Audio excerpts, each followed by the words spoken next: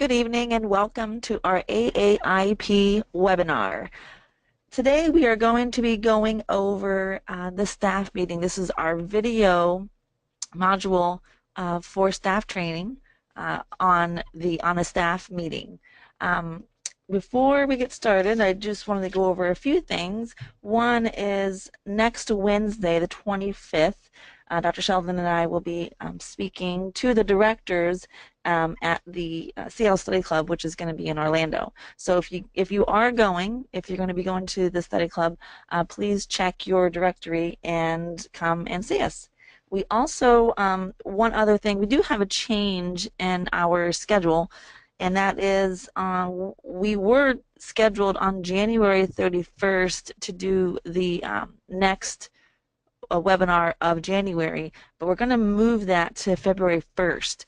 We had something else that we had to go to on the 31st for the staff, so we're going to move the 31st to February 1st, and that will be the case presentation webinar for the month. So please make note of that. We'll also, of course, send out reminders for that.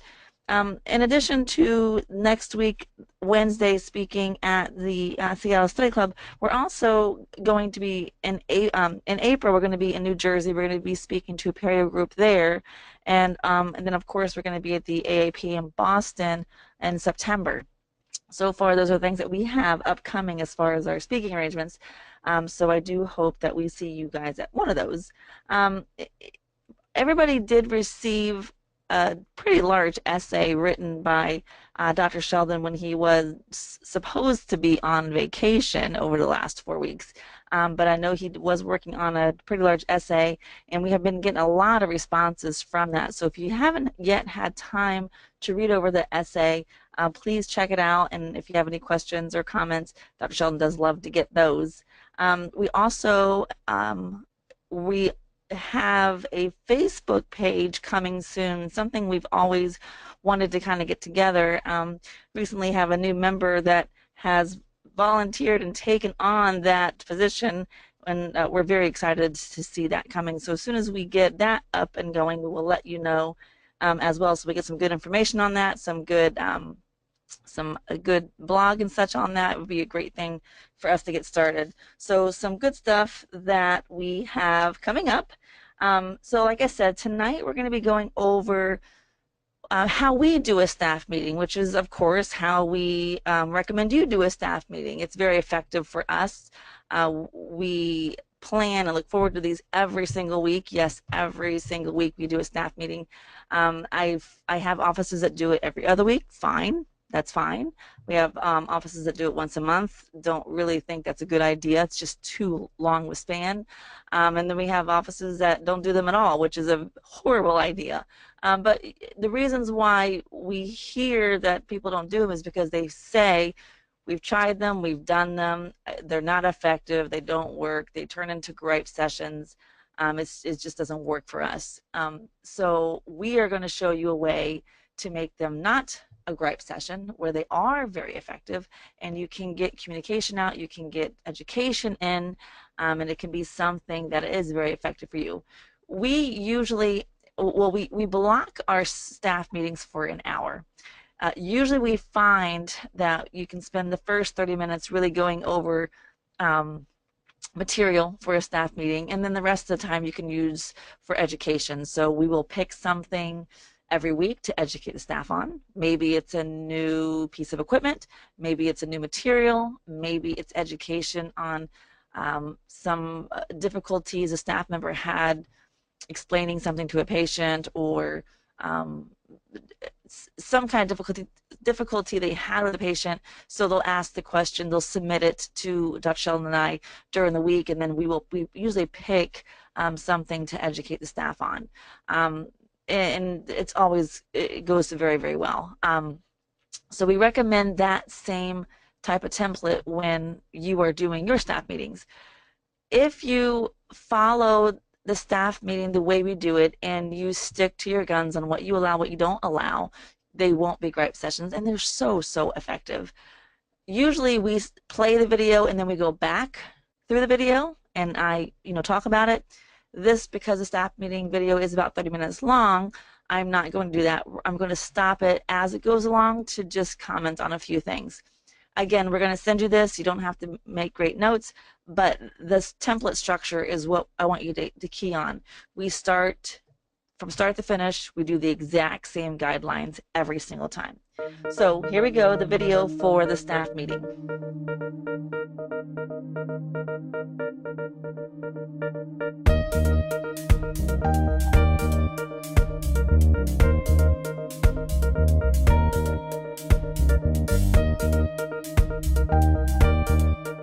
Staff meeting can be one of the most important parts of your day. I know that sometimes you find staff meetings to be difficult, and perhaps there's some complaining and that type of thing. Staff meetings don't have to be that way as long as you structure it properly. Correct. We do our staff meetings once a week, and we do it once a week because we want to keep full control of our numbers.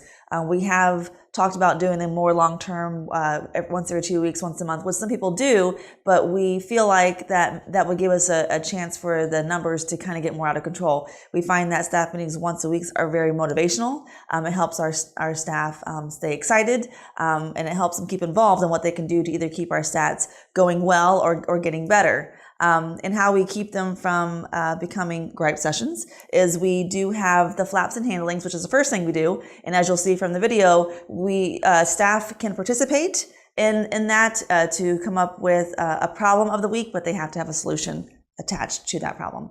And then we go from that, we go to wins. Wins are to bring it more uplifting, to something more positive, to go from the problems of the week to great things that happened in the week. And that usually, as you'll see in the video as well, we encourage everybody to bring one, at least someone in charge of a department to bring some, so that we have good things happening within the office.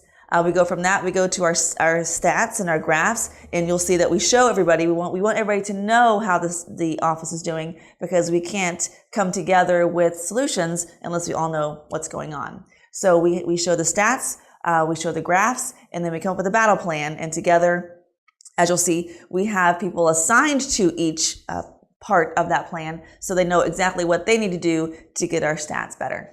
So as you take a look at this video, see how you could arrange your staff meeting to be productive, and believe me, it'll become an important part of your practice, an important part of your week. Yep, make it fun, make it interactive, and that way every single week the staff looks forward to them instead of not looking forward to them. Enjoy the video. So again, like I said on this, it's the key parts to create the exact same structure and template for your meeting every single week. So it starts out with flaps and handlings first, and immediately every single week. What follows that is the wins. So we're going to announce some great things.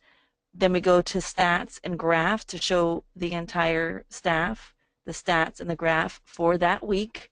And then a battle plan of how we're going to either continue doing the same great thing, or what we're going to do to get better.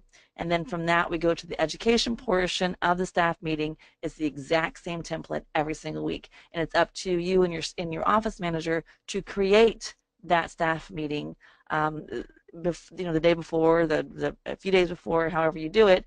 And that way you plug in what's needed from the past week to that meeting so that you can have a better week that next time. All right, flaps and handlings. If we can take PAs instead of bite wings for final in the POT4s, or when we seat the crowns on implants, we need to see the whole tooth or the implant. I guess we're not seeing all the way down when you're checking off and signing off on the POT4. All right, good. So everything is PAs instead of bite wings. Good. Any other flaps and handlings from anybody? So when we're doing the flaps and handlings, and flaps is the problem, handle is the solution. So where the gripe session thing comes in is where all we're asking is, okay, what was the problems of last week? So all you're going to have is people pouring out problems from the past week. If you don't have a handle associated with that problem, then of course it's going to be negative. But for us calling it flaps and handlings, what we're doing is we're saying, okay, this was the problem. Here is the solution. And sometimes the solution that the person comes up with is not the best solution. So we may go around the group a few times to come up with a better solution, which is fine as well. At least we're going in the direction of solutions and we're not stopping on problems which can offend people and bother people, and so always have a handle. We had the Dexis Carry View training a couple weeks ago, and the one tip that the trainer gave us is in the Dexis, there's a green X. Use that everywhere you can rather than the top right corner red X. She said we'll run into a lot less problems if we use these green X's both on the patient chart and like the master Dexis patient screen. So that's something new I've never learned before. Yeah, I've got to learn how to use it too.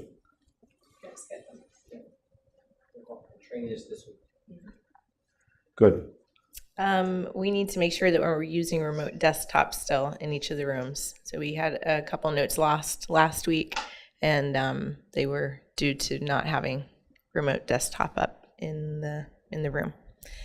Another one is now that we have our beautiful floors in room 1 and 4, they're darker, and so they show everything. So make sure after every patient you scan the floor, and we've got the handheld vac in sterilization, and so you can run and grab that. Of course, we've got the broom and stuff in sterilization as well.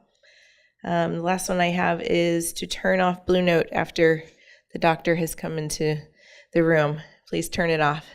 We see things sitting there for 45 minutes or whatever like that. We're assuming someone's taking care of it, but please turn it off so we're not still running around finding out. Good. Any other flaps and handlings? Jennifer? Okay, last week we had Dr. Matt scheduled for a bridge. He was running an hour late in that bridge. Come to find out it was 2 bridges, and they were implant supported bridges. So when you're doing your checkout slip for the patient, please identify what it is that we're doing and make it very clear, separating implant supported from regular, because it is a lot more time consuming with the abutments. Next item is when you're printing to the copier, go get it. We're spending a lot of time trying to sort through and figure out what someone's printed, where it goes, and it's causing a lot of dev tea. So, plus it's a lot of wasted paper we don't need to have. Documents that you're putting in the scan folder. If it doesn't need to be scanned, don't put it in there. I think we're just kind of grouping everything together, copying it from financial arrangements and not looking to see that, yes, this document doesn't need to be scanned, because it makes it very confusing when they're trying to put it in the system. And then the last thing, just a reminder to make sure that if the patient is not the main subscriber on insurance, get the date of birth of the one that is the main subscriber, so that way we can go ahead and process it. Patient. As you can see, I'm making a whole lot of notes during this portion of the staff meeting, and the reason why is because it doesn't stop at the staff meeting. Afterwards, what I do is I compile everything together for a few reasons. One, if there's changes made to policy, if there's changes made to how we do things in a certain area, I have to publish those. So I have to change the policy manual. I have to make updates and changes so that things remain that way. The other thing is I want to make sure it gets done. So if there's staff that's requesting something for an area, a need for something, if Dr. Sheldon is asking me for something, I need to make sure that I write it all down so that I can actually go and do it, not just say, okay, yep, good idea. I'm making sure everything actually gets done. I usually, by the end of the week, I send Dr. Sheldon an email just to say, this was done, and so he knows everything that had come up or everything that was a concern or a problem, it was actually taken care of and we're done for the week. So I make sure that I'm getting everything down so it's not just talked about, it's actually being done. Patients get upset when the insurance kicks back because it's the wrong person. Okay. Anybody else have any flaps and handlings? One other one that I had, it's been noticed that a lot of the assistants have been using abbreviations for treatment, like your next appointment will be a POT, or I'm going to take you to FA. Patients don't know what that means, so just be sure to say what it is or where it is that they're going so they understand what's going on. Any other ones? Anybody else? All right, how about wins? Good things. We had a great week last week. Great week. Now, flaps and handlings, I don't want to say they're negative, but it's, of course they're downer things. It's things that are not going really well. As soon as we say win, you see everybody starts to smile. It's an introduction to happy stuff because I don't want to leave on a negative note. I want to leave the meeting on a positive note. So it's good things. Now, flaps and handlings and wins as well. What I hear a lot from our members is the very first staff meeting that is done this way. You have tons of flaps and handlings and you have tons of wins. You guys have never done it before. Of course you're going to. And then the next time and the next time, nobody has any. So as an office manager, I have to sometimes pull it out of people during the week. So I ask different leads in different departments, what were some problems this week? What were some things that didn't go well this week? I ask people, other staff members, what are any problems that you had? I have my eyes and ears open, of course, all day long. I catch things, I write them down. So sometimes I have to push that. I have to actually draw and pull it from people so we have some stuff to work with. Same thing for wins. You guys have great things that happen all day long, so do we, but you just sometimes forget about them after 4 or 5 days or so. So I make people write them down. So each department has a sheet of paper. It has wins, flaps, and handling. So people can log this all day long so you don't forget about them because we want to hear about it. We want to hear when a patient was excited, happy, referred somebody, brought us something. You don't want to forget this stuff. And I don't want it to go unnoticed or unknown by any of our staff members. So announce them. It's Rebecca's birthday on Thursday. Happy birthday, Rebecca. I know how old you are. That's not a win. That's a flap in hand. And my second one is I got this cute little card from a patient thanking me for all the tips I gave her on, cleaning her teeth. Like, little proxy brushes and different things. I thought that was very nice of her to send a card. Patients love goodie bags. That's right. And extra time. Good job, Sue. And I have a big win. I have 2 health coaching patients. One went through 4 weeks and she did really, really good. She identified that she was a sugar addict. She got rid of all the bad food. She's lost 20 pounds. Oh, wow. She's working on personal growth to keep all of this, in a forward momentum. So she signed up for 4 more weeks. And then yesterday, Dr. Sheldon brought me in, which I thought was really cool. And he's promised to do that once a day. That's right. For a patient, he identified that she could use some help with her diet and everything. So it was really easy for me just to go right in there and continue on with her. And so she signed up also. Oh, good. So I'm really excited about that because a lot of our patients, like everyone that walks through the door, probably could use some health coaching. Yeah. So. But here was the deal with her. It was interesting. This was an implant check, and I think we'd done the implant like in 2012 or something like that. And so it was 2 lateral incisors. So I was looking at the teeth, and there was an enamel that was gone on the linguals of the adjacent incisors. So I said, well, that seems kind of weird. And so then I talked with her, and I said, do you have acid reflux? She says, I use Tums every day. And then we took the nitrazine test paper, the pH test paper. We put it in her mouth, and in the morning, after she would have brushed her teeth and taken care of herself, it was 5.5, and normal is 7 or 7.2. So we had all of these cues, and then I said, are you getting any help with any of these problems? Because you're dissolving the enamel on the inside of your incisors. And she said, no. Would you be willing to talk with Lisa, who's a nutritionist? And she said yes. And then I could bring in Lisa very comfortably, and she was willing to listen to Lisa. I have no idea what Lisa said, but whatever the case, and we're coming up big wins on nutrition. So it's something we can all look for, and let Lisa talk with them. Good job, Lisa. Yeah. I have a win too. I'm noticing the new sayings on the sign, and I really like them. They're very, very nice. That's one. That's good. Two is we used Sonic Weld last week. Yes, we did. And it was a success. Very good.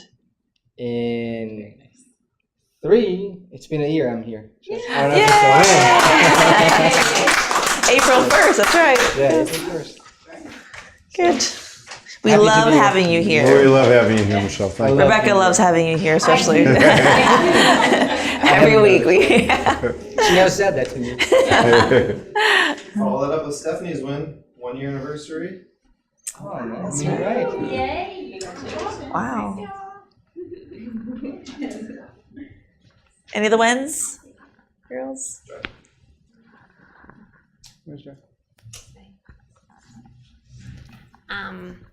I think the teamwork through the whole office has been awesome, and I'm just very comfortable being here, and it's going well. I'm happy. Yay. We're happy Good to, win. Joy. Thank you. We did have last week, a win was we did lose one of our financial assistants, and it was kind of scary trying to figure out how we're going to replace it or make up for it. But everybody did really good last week, jumping in. All the other FA assistants did great, taking over all the current FAs that were going on. And we had a great week and we had a great quarter. So that was a great win. So great job to everybody for doing that. It's good. That is. Any other wins that we have?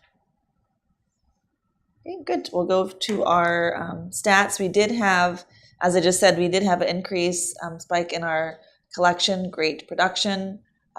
New patients seen, we were down 18. We had new patient referrals were down as well to 16, but still even with our lower numbers, we're doing very well. Projected this for our production is 59. Our projected for new patients scheduled is 14, and financial appointments is 24. So for our graphs, for our production, down slightly for our production. For our referrals, we went down quite a bit on the referrals. I got to work on that. And our collection. Yay, that's good. So for your statistics, you want to share where you are with your staff, because if they don't know where you are and where you need to be, they don't know what to do. So we find that sharing the stats with our team, it encourages them and it guides them as to where we need. Now with these graphs, they're visuals and they're wonderful. So I show them every single staff meeting, up, down, where we are and where we need to be. So that shows them, okay, listen, you guys are doing amazing. We're all doing good. Keep doing the same. Or look, this is what I'm trying to say. We're not doing as good as we can be. So we have to do something in this area to improve it. So that's the first thing we do to get attention is give a visual. Give a visual where we are, and that will set me up for my battle plan. Spike up. It's good. So with those stats, we are in a normal formula. On call, we have Stephanie for restorative and Tara for surgical. First one on normal is not to change anything. So continue to meet weekly to discuss all cases planned for surgeries and new patients that were seen. That's for Dr. Furtado, Dr. Matt Sheldon, and Dr. Sheldon. Second is continue to work with Jennifer to assure surgeries and restorative procedures are scheduled with the correct time needed so we can stay on time. That's for Courtney and Dr. Matt. Next is continue to meet with our team in the mornings to prevent errors during the day. That's for all doctors to meet with their team. Get magazines out in areas that bring in patients. That's for Eleanor. Continue to maximize new patients and financials per day for Jennifer. Continue written communication. That's for all the staff. Continue to send weekly reports along with end of day and end of week check sheets. These are great when I'm putting together the formula for everybody. That's for Jennifer and Courtney. Continue to send restorative reports, Stephanie, Katie, and Dr. Matt. Next is ethics are very mild. Justice factor is quite mild. There's no savage actions taken particularly. Teamwork, as Joy said, the amount of teamwork seen in the office last week was very impressive. So please keep up the work and jump in where help is needed. Great job to everyone. Third is a statistic betters, then look it over carefully and find out what bettered it, and do that without abandoning what you were doing before. First one is the acceptance stats continues to get better and better. Great job on all this, ladies. Continue to meet weekly as an FA team to work out barriers and come up with new plans and ideas. Jennifer, Joy, Laura, and myself. Continue to spend time building relationships and following up with your patients early to find the help that they need for all FA staff. Talk up our office using the Care to Share cards, the charitable giving campaign. Remember, there is a bonus for any patients that you refer to the office, so please put those in your purse or wallet, men, all staff. And last, every time a statistic worsens slightly, then quickly find out why and remedy it. So continue to work on phone scheduling training. That's for Sarah and Jennifer to do together. Continue to work on plans needed to help while Stacy is gone. That's for Jennifer. Continue looking for a new financial assistant. That's for Jennifer and myself. Continue to look for a hygienist that can work on Fridays. That's for Jennifer and Rebecca. Continue to work on updating and completing the assistant, restorative, and the front desk hat. Those need to be completed by July 11th. I keep putting that in there because I know it's a big job, so please take a look at that, all staff. Be sure to follow up on all non-accepted cases by the end of the week and find a successful follow-up for each. If they don't qualify, you can inactivate them. You don't have to put them on the list, and that's for financial staff. Start the graph of new patients that did not accept due to insurance or funds. Jennifer is working on a screening process that will help us with getting more qualified patients in. Please remember to email me or give me the names of those that didn't schedule due to those reasons. And that's for the financial staff. Make sure all treatment plans are done make sure that any treatment plans that are done by other doctors are getting signed off by Dr. Sheldon. That's for FA staff. Continue working on room reconstruction and upgrades. That's for Eleanor. And the last one is work on uncluttering operatories and finding cabinets to match or countertops that match for all the rooms. This will be those will be to replace the current cabinets or tables tops that are in the rooms now, so that everything matches and looks good together. That's for Courtney. Any questions on that? Anybody? Now, as you could see, I put this battle plan together and I printed a copy for everybody, one for reference while we're having the staff meeting, and two, so that they can take this with them. As you could hear, a person is assigned to each point that I'm making on there. If you don't have it assigned to somebody, then nobody knows who's going to do it, or they may assume somebody else is going to do it. If you give a name next to each assignment, then they actually go and do it. So at the end of the week, I check up with all these people. Did you do that job? Jennifer, Sarah, did you do this? Did you finish this? Did you complete that? Did you change this? Did you call them? And that way I can mark it off my battle plan. If it does not get done in that week, it stays on the battle plan and it gets carried over to the next week, and it stays on there until it's done, so that it doesn't get forgotten, overlooked, and just kind of lost in the shuffle. That way all your stuff gets done. This battle plan is created throughout the entire week. It's things I've seen, heard, I've gotten emails about. Dr. Sheldon's come to me about it. Other doctors have come to me about it. It showed up in the statistics. Everything is gathered from the prior week, and that way we can have a better week every single time. So the battle plans, if you don't have the total immersion binder, you can find those on our website, or you can email us, of course, on that. And all the battle plans are spelled out in that binder so that you can create your own. All right. And Dr. Sheldon, you had something. Let's talk a little bit about what happens. And you know, many of you have just recently studied this, so for you it may be a total review. For others, well, I think for everybody it's going to be a review, because everybody has done a little bit on communication. So let's talk about communication and get an understanding as to what we're doing, and then we can talk about the materials that we use to be able to handle that.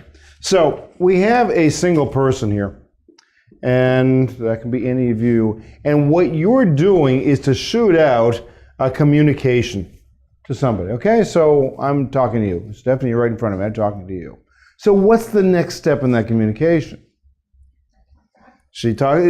Actually, the next step is for you to receive the communication. Okay? Now, what did I just do with you? First of all, I said, Stephanie, and I said something like that. What did that do? Then Stephanie was looking up at me, and then I knew it was okay, because she kind of nodded a little bit. It was okay for me to shoot out the communication to you. And then I asked you a question, what do you do? And you gave me the answer. So essentially what's happening is I have to have my attention on Stephanie. Stephanie then has to have her attention on me. And this is all from Hubbard material. I then have the intention to push out a communication to you. You have the intention to receive it. And then finally I say something and you get it.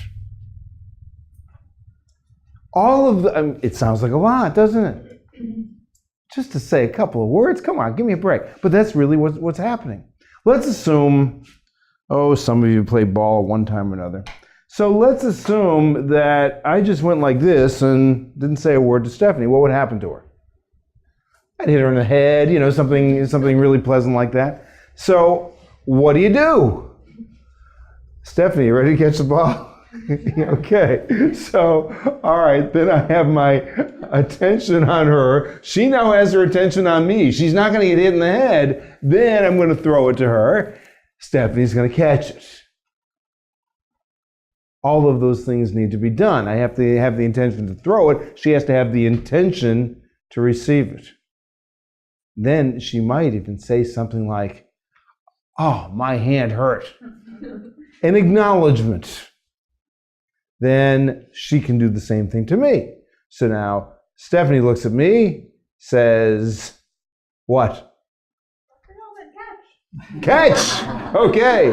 And I have my attention on her. I have the intention to catch the ball. And that's the completion of a communication cycle. So let's talk about it in terms of how things work in the office. So now, I don't know why I erased this, but let's do that. So let's assume that we're working on communication in the office. What's the best way to communicate in the office? Writing. Okay. So it's written communication. So now, here is Jennifer. Jennifer has a written piece of communication. Does she go to me and say, here, Lee, I need it right now? No. Okay. What does she do? She has this piece of communication and she puts it into our communication box.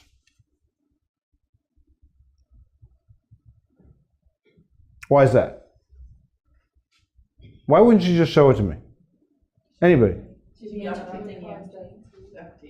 Yeah, well, essentially, right. Am I ready to, let's assume that I'm here doing an examination on a patient. And am I ready to receive the communication? Okay, so it's dev to your developed traffic. So essentially, if I were disturbing my examination with a patient, then I've got my intention on this person, and that person hopefully has his or her attention on me, and now she's sticking a piece of paper in front of my face.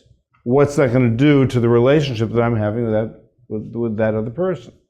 Yeah, it's going to mess it up. So essentially then she puts this piece of paper right here into my communication box, and then when I'm ready to receive it, I can take it out of the communication box, and now I can read that communication. Now should I go, what's that, Rebecca? But knowing Jennifer, she might be able to solve it without even talking. Well, that's right. Jennifer can probably solve it without talking. That's right. And the idea is that everybody does solve the situation, and you use me as last resort, correct? Okay, good. But let's assume she really wants to answer me. Or I want to answer her. So I do that. I put it into her communication slot, and then of course when she's ready, because she may be on the phone or doing financial arrangements or whatever she's doing, when she's ready, she can grab it out of the communication box and can see it. Okay? And that's essentially my attention on getting the communication to Jennifer or Jennifer's attention on getting the communication to me, and my attention on getting the communication out when I'm ready to receive the communication. What's the worst thing can happen? There's a lot of worse things that can happen. But if you're in the middle of something and you're working on something and you're really going and it's really, really working for you, how much do you like getting interrupted? And how long does it take you to go back and catch up with what you were thinking about when somebody's interrupted you? Anybody got kids? Ever happened to you? And so the whole idea is by having this communication box and by using written communication, number one, it's clearer. Oh, I thought you said, well, I thought you said, well, this is what you... No, it's all on a piece of paper so that it's clear. And second is, we give the communication when we're ready to give the communication, and we receive the communication when we're ready to receive the communication. Okay? Very simple. And that way we can complete this communication cycle using this communication box to assist us in making sure that we can complete our cycles of action and at the same time get our communication across to everybody else. How often should we be looking at our communication box? A few times a day, yeah, at least 3 times a day. We want to make sure we're there because we don't want communication to be stalled. We don't want to stop something from happening. So we should be checking at least 3 times a day to make sure that we're answering that. And doesn't mean that it's held in our inbox. It means that we're answering the communication so that we can get these cycles of action completed. Why? The more cycles of action we complete, the more work we do. The more work we do, the happier we are. The happier we are, maybe the more money we make, huh? And certainly we have very satisfied patients as a result. Okay, any questions on this? All right, good. Thanks.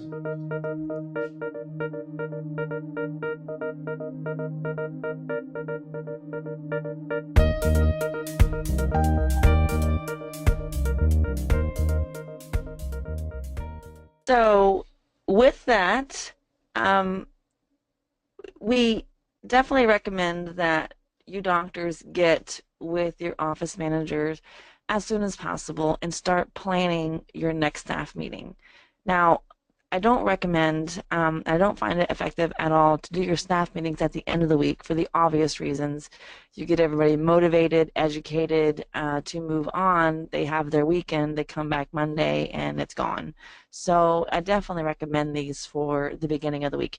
We have chose to do ours on Tuesday. That allows Dr. Sheldon and I to get together on Monday, talk about what I have, talk about what he has.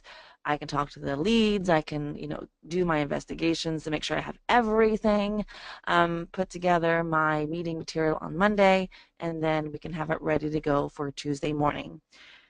We also have chose to do ours first thing in the morning. When we have decided to do it during a lunch break, we never get a lunch break. If you want to wait till the end of the day, people are tired. They want to go home. However, if you have a half a day on Tuesdays, which I know a few of my offices have half days Tuesdays, Wednesdays, they decided to do it then, by all means, that's fine too. We do ours at 6:30 in the morning. So yes, it's extremely early in the morning, but it works for us. It allows staff to get there at 6:30. We have our meeting until 7:30. We have our first patient that starts at 8. So whatever works best for you. You can make it fun, of course, make it positive. You can have people alternate to bring in things for breakfast, if that's a motivator. Whatever works. And I have a lot of different offices that do different things. The most important thing is you start planning with that structure. If you need more guidance, of course, you can email us, call us, ask us some questions, but the exact layouts are in the total immersion binder. Like I said, most of you have it. If you don't have it, you can find it on our website, and that comes up with how to do the stats, how to do the battle plans, how to gather flaps, handlings, wins, to make it all successful. Any questions, of course, as always, let us know. I'd be happy to help you get this together, and I would be happy to hear how your first staff meeting works. Show this to your staff. Let them know what you're going to be doing. Let them know this is what you're going to be duplicating, and of course with your office manager, so that you guys can start planning and doing that. So good luck with your next staff meeting. Thanks for joining us.